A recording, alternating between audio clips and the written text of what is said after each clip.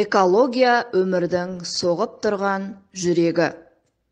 Қайырлы күн, балалар. Күнде таңертең сендер ойына салысымен, терезені ашып, табиғат анаға көз салып қарайсыңдар. Дәл бүгінгі күні табиғат ана бізді несімен қуантты, бізге не айтады?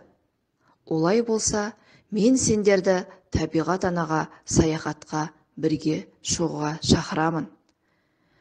Табиғат адамзаттың жалпы тіршілік атаулының ежелден өмір сүріп келе жатқан ортасы, алтын бесігі. Табиғат сұлулықтың таусылмас көзі. Ендеше біз бүгінгі сабағымызды табиғатпен амандасудан бастаймыз. Қайырлы күн, күнім, далам, орманым. Қайырлы күн, гүлім, құсым, көлдерім.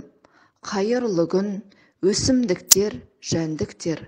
Қайырлы күн, бар тіршілік иесі.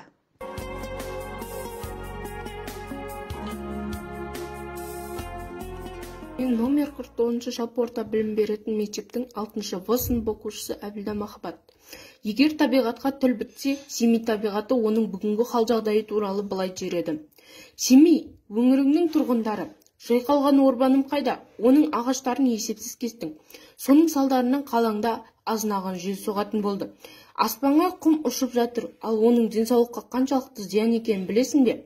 Егер ұрпағыңның болашағын ойласаң, орманыңды қалпыңа келтір, адамзат. Қазақстанында құстардың 480 түрі бар екен.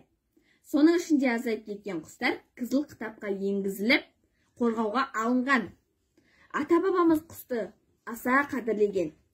Ертеде жоңғар шапқыншылығы кезінде ауыл адамдары елін, жерін тастап, қаша жөнелген екен. Сол ауылда Төле би атамыз ғана қозғалмай, киіз үйінен шықпапты. Қалмақтың әскер басы себебін сұраса, Төле бидің үйінің төбесін көрсетіпті. Қарлығаш шаңырағыма ұя салды, балапандары әлі жас, ұша алмайды депті. Жас әскер басы Төле бидің адамгершілігіне риза болып, содан Төле би атамыз Қарлығаш би деп атапты. Ал Қарлығашты әулие құс деп атаған екен.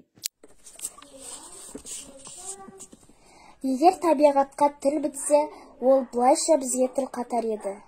Ей адамзат баласы, сен менің бауырымда өсіп ер жеттің.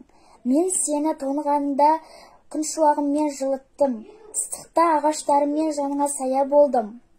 Мөлдір таза ауамен дем алдың. Жер ана сені асырады, бақты.